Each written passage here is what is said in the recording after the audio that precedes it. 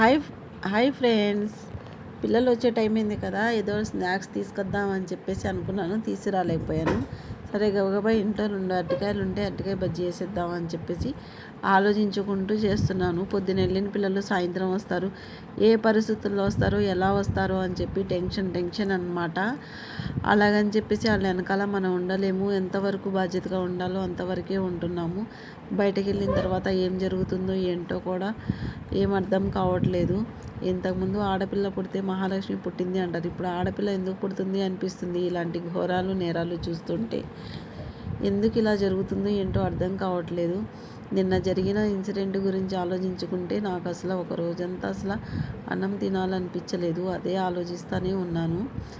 ఆడపిల్లలు పుడితే ఎంతో అదృష్టం చేసుకుంటే ఆడపిల్లలు పుట్టారు అంటారు, కానీ ఇలాంటి ఎదవలు ఉన్నంతకాలం ఆడపిల్లల్ని కోడి పిల్లల్లాగా ఎలా కాపాడుకోవాలో కూడా అర్థం కావట్లేదు. ఇవన్నీ ఆలోచించేసుకుంటే టెన్షన్గా ఉంది.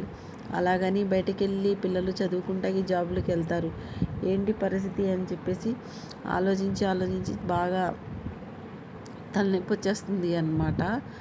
ఏంటి దీనికి సొల్యూషనే దొరకట్లేదు. ఏదోటి సంవత్సరానికి ఏదో ఒకటి వస్తూనే ఉంది. ఈ పిల్లల్ని ఎలా కాపాడుకోవాలో ఏంటో అర్థం కావట్లేదు. ఆ సచ్చినోడిని ఒకేసారి చంపకుండా ఒక్కొక్క ముక్కగా నరికి చంపాలి వాడికి.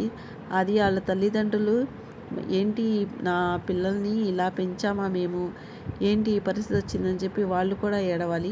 కానీ పిల్లల్ని కంటాం కానీ వాళ్ళ తలరాతని కనలేము, వాళ్ళ బుద్ధుల్ని కనలేము కదండి.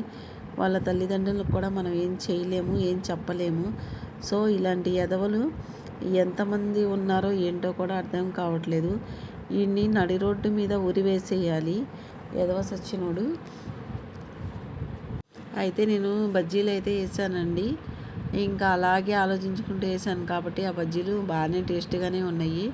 వేసుకొచ్చి ఆ బంగారాజుకి ఒకటి ఇచ్చి నేను 2 తిన్నాను అనమాట. బాగానే ఉన్నాయి, టేస్ట్గా ఉన్నాయి.